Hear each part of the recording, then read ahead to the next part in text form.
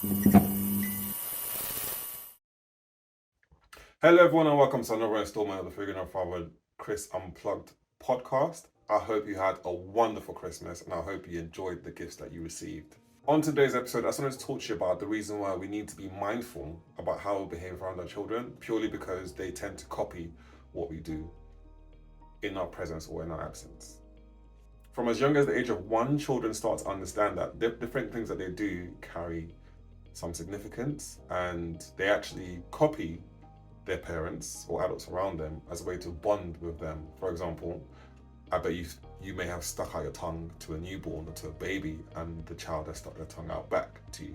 Or maybe you're out shopping or something and you see a baby and you smile at the baby and the baby smiles at you back. This is just a way for them to bond with us as adults. However, it's also a way for them to start to practice different things, start to understand the significance of different actions and different things that we do and the importance they have in our lives. As well as copying us in order to bond with us, we also need to remember that this is a stepping stone for their independence. It's no secret that some of the most popular toys for toddlers are toys that are molded around household activities, such as a toy kitchen set or a toy iron or a toy phone or a toy laptop. These are things that they see us do or use on a fairly regular basis. So they create these toys in order for them to be able to copy us and sort of reenact what we do. Children generally just copy anything they see adults do, especially as they're learning to identify what they should or shouldn't do. But you need to remember that it's one thing to verbally tell a child what to do or what not to do, but it's another thing to actually show them or to act it out. For example, good manners, such as saying your pleases, your thank yous, your excuse me's. If they don't frequently hear you as the parent doing or saying these things, they're not going to replicate that, no matter how often you tell them to do it. They may do it, but they may not understand why they should be doing it or the significance they actually carry. They're just doing it purely because you as the parent told them to do that. And they'll do that just to make you happy in that moment, but when you're not there, they probably will not do it, especially if they don't see you doing it frequently. Children generally feel like they're the only ones who have to show good manners. However, if they don't see the adults around them doing or showing good manners, they're going to be even less likely to do so. Another example of things that adults do that they verbally tell their children not to do, but they don't actually follow through, is how they deal with frustration. For example, if the child is annoying them, they may want to pull out their hair or shout at the child, or they want to throw something, slam a door. And it's all well and good you doing all these things, but if you're telling your child to not be frustrated or to count down or to not be upset, not to throw a tantrum when they're upset, but you're doing the exact same thing when the child upsets you, how are they going to learn? You can tell them verbally not to do it, but it's what you're showing them they're going to pick up on. It's what you're showing them that they're most likely going to copy. So without further ado, what I'm going to talk about is 5 things that we do as adults that children copy and what we can potentially do instead. Actually, before I dive into that, it's also important to remember that even though you may act a certain way and they don't copy you and show you how they're acting, it's not that they haven't noticed what you're doing. It's just that maybe they haven't been in a situation where they have to do what they've seen you do. So when you're not present, they may show this action to other people, to other children. I'm sure you've heard of different scenarios where a child has done something at school and then the parent is like, where did you get that from? Purely because they haven't seen the child do it. But sometimes in some scenarios, it's actually from the parents themselves. Like the child just hasn't done it around them yet. Some children generally spend a lot of time processing things and taking in information before they actually act on it. It's important to keep this in mind as your child grows up, because although you may think what you're doing is not negatively impacting them or is not changing their behaviour, it's only because you haven't been privy to them or you haven't seen it happen. It doesn't mean they haven't taken notice of it and they haven't processed what you're doing. So, like I said, 5 things. The first one, and this is the most common one, and that's an example I referenced earlier, is how we deal with our frustration. Now, think of different times we've been frustrated. Maybe it's with your child, it's with your colleagues, it's with your partner, it's with your child's other parent, it's with your parents, it's with your siblings, it's with anyone. How you show and how you react to your frustration, especially around your child, is what they're potentially going to copy. Like I said, if you're slamming doors, if you're ranting and raving, you're screaming, you're shouting, your child will probably replicate that behavior. This is probably a very, very good example. You're driving, right? You're driving somewhere, your child's in the back in their car seat, playing along, la la la la la, and then someone cuts you off. I'm willing to bet that at least 60% of you would probably swear, or you would mutter something under your breath, or you would get angry, you'd get annoyed at the fact that you've been cut off by a fellow driver. And this is just you showing your frustration with that fellow driver, right? Now your child is in the back, they're watching you, they're listening, and you may assume they don't understand what you've just said. But they probably have. They've watched you react in your frustration. They've processed that. They've seen the change in your mood. They've seen how you reacted in that moment. Now, they're not going to repeat what you said, or they may not repeat what you said in that time, in that moment, but in a different scenario, maybe they're playing with the other kids at school and they're playing their toy cars and your child is driving around, and in that time, he may then actually say what you said.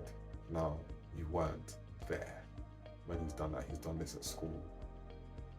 So anyway, I say all this to say just to be mindful of how you react when you're frustrated, especially around your child. What you may want to do, actually, in order to teach them how to deal with their frustration is you may want to encourage them to breathe. Take a deep breath, or you can count to 10, or you can do both. You can count to 10 and take a deep breath for each number. This teaches them to calm down so that they understand why it's important to calm down in those moments. Frustration tends to cloud how you process things, which is why you're swearing with your child in the back of the car. So in order for them to, the aim here is to teach your child how to handle frustration, and it will benefit them as they get older. The second thing is how we deal with negative emotions. Now, similar to the first one, anger, being upset, being sad, being annoyed, enraged, all these different things, it clouds how we react to certain things, and sometimes it's hard to see beyond the red that we see immediately, right? So it may lead to you shouting, angry outbursts, in some unfortunate instances even violence. It may lead to you hitting someone, hitting your child, punching the wall. These different things that unfortunately the child will see, and they will associate it with a certain emotion or negative emotions, right? These things become normal to them in their minds. You may tell them, oh no, don't do that, don't do this, don't do that. But you as their primary carer, or you as their caregiver, should I say, they see you do this enough times, they are going to assume it's normal behavior. But what you could do instead, when you feel this way, especially if your child is around, to be honest, you should do this across the board anyway, but more importantly when your child is around, because these are not actions that you want your child to be repeating. So what you could do instead is you could just express how you feel. Tell whoever it is that's annoyed you that they have annoyed you. Tell whoever's upset that's upset. Whoever's that's upset you that they've upset you. Express yourself, express your negative emotions. And the reason why we're doing this is because you want to ensure that your child, one, doesn't bottle up their negative emotions, and two, they express them in a positive and constructive manner. When was the last time punching a wall or punching someone or hitting someone or shouting at someone has actually benefited you or the person you're in the conflict with? Just keep that in mind, express yourself. Say, oh, daddy's upset because this happened, daddy's upset because that happened. Would you mind going on a walk with me while daddy calms down? These are just constructive ways they're able to express the negative emotions, and how to, similar to the first one, to calm down, how to remove those negative emotions, how to manage them, should I say, so that they feel better. Children do get angry, children do get frustrated, children get sad, that goes without saying, children get upset, but how they react towards these emotions is what they've picked up from you. Sometimes the crying is by default, but other things, the anger, the rage, the shouting, the punching, different things. You may want to say it's TV, you may want to say it's at school, you may want to say it's other people, but check yourself first before you allocate blame to someone else. The third thing I want to talk about is our eating habits. Now, this one is one that I struggle with. Not necessarily because I eat bad food frequently. I don't actually eat enough vegetables. I can own up and say this. I'm not perfect. Am I trying to be perfect? I'm just trying to be a good dad. That's the best I can do. Our eating habits. Now, frequent fast food, frequent junk food, eating because you're sad, eating because you're upset, overeating, eating till you're full up and can't breathe, eating to the point where you have to unbutton your jeans just so you can breathe, eating to the point where you can't eat no more and you feel sick. Children pick up on these things. Now, it's easy for you as an adult to know when you can or can't do these things, but if the child sees it happen enough times, again, it will become normal to them. Frequent fast food, not enough vegetables. And so when you're not present, or even if you are present, they're eating and eating and eating, and they're unable to identify when they're actually full. Because they believe that eating till you're about to pass out is absolutely normal. And it isn't. And my hope is that you're not dealing with this when it's too late, when you're now worried that your child is going to be overweight, or you're now worried that your child is unhealthy.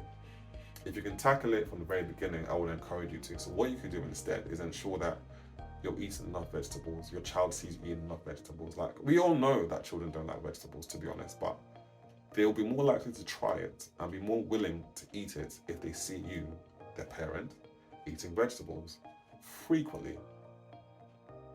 If they see you eating junk food frequently, they're going to want to do that frequently as well. The aim here really is to encourage them to have a balanced diet, to encourage them to have the taste buds for vegetables. I personally don't like it. Like I said, I don't really like veg, but I eat veg. I know it's good for me, and I would like my daughter to eat a lot of veg, so I do. The fourth thing I want to talk about is our relationship with technology. Now, this one is a bit complex, purely because we live in a very digital age now, and a lot of us are working from home due to the impacts of the pandemic. A lot of us are reliant on the Internet of Things. The Internet of Things, I will encourage you to look it up, but we are reliant on everything being smart. A smart TV, a smart fridge, a smart kettle, smart cameras, everything in your house is just smart lights, everything is just smart. So what ends up happening is you're increasingly reliant on your phone, but also keep in mind that your child is watching you be reliant on your phone. I understand the convenience that these things bring to our lives, if it's from us not having to get up to turn off the light, or being able to regulate your home from your phone, or even if it's just keeping your child distracted while you work from home. I understand the convenience, but what you could actually do instead is to dedicate screen time, especially when you're with your child. Dedicate maybe an hour, 2 hours across the whole day, and then when they've gone to bed, feel free, go wild. Enjoy yourself on your phone or your tablet or whatever. But if they see you hunched up in the whole day behind the gadget, they're going to think this is very, very normal, and they will also grow up to become increasingly reliant on their gadgets. Like, I hear many parents talking about, how kids today don't play outside, kids today don't know how to ride a bike, kids today don't go to the park. But you got to ask yourself, how often do you take your kid to the park? How often do you go play your kid outside? How often do you do these things with your child? And you want to complain about kids today don't do these things. You're not doing it with them. You're not encouraging them to do these things. They're going to copy what they see you do. Do you exercise? Do they see you going out for a jog? Do they see you going out for a run? Do they see you going out to play with a ball? Do they see you going out to do anything? The aim here really is to teach each other there's more to life beyond the screens. There's more to life beyond the internet. There's more to life beyond their phones. It's important that children are able to find joy away from a phone, tablet, laptop, anything technology based. The fifth and final thing is how we navigate conflict. This one again is similar to the first two, but do your children see you apologize? Do they see you taking a step back? Do they see you being the bigger man? Do they see you showing restraint? During conflict, it's very easy again to see red. There's a lot of tension in the air, raised voices, threatening behavior, threatening body language. Your children see all these things. Instead of just acting based on how you're feeling, just take a step back. And you may want to say something like, I can't speak to you when you're like this, if someone is annoying you, or if you're getting annoyed. Or, just be honest, but I don't feel comfortable speaking when I'm like this. Can I speak to you when I've calmed down? Again, this will be something you just want to do while your child is present. And that's completely fine. At the very least, they won't see you acting out of anger. I mean, ideally, you wouldn't just want to react when you're angry in the real world, but for starters, you may just want to start while your child is present. You want to model good behavior for your child. And if they see you threatening someone, talking down on someone just because there's conflict in the air, your child will most probably grow up to be a bully themselves. Yes, you're a bully, and your child will probably grow up to be a bully. Or you know what, you may just want to walk away from conflict entirely. For the less educated people out there, you may think, this is emasculating, it's weak, whatever. For the more educated people, you know that being the bigger person, it takes a lot of strength, because it's easier to act on your emotions. it's easier for you to react based on how you feel. The aim here is to teach your child how to navigate conflicts. You don't need to, not everything needs to end in a fight, not everything needs to end in an argument. But you know, if you don't want to model that behavior for your child, by all means, don't do that. However, if they grow up to give you the same taste of the medicine that you showed them, you will only have yourself to blame. Now, as I wrap up this episode, there are a few things I want you to keep in mind, especially when it comes to your behavior around your child. The first thing, in the developmental years, especially up until when they're toddlers and beyond, you are under constant surveillance by your child. Yes. Anything you do, anything you eat, anything you say, if your child is around, they are listening, they're watching, and they are paying attention. Adopt positive behavior around your child. Be a good role model. Second thing, children start off with no sense of judgment, as in zero.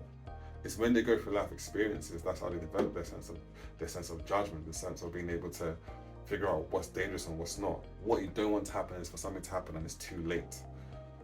You know, so I would say to you, child-proof your home. Things your child sees you doing, which you just do subconsciously without thinking, your child will probably copy. How you shut the door, if you slam a door, how you shut drawers. They will see you open a drawer and they may shut the drawers on their fingers. Now they're hurt.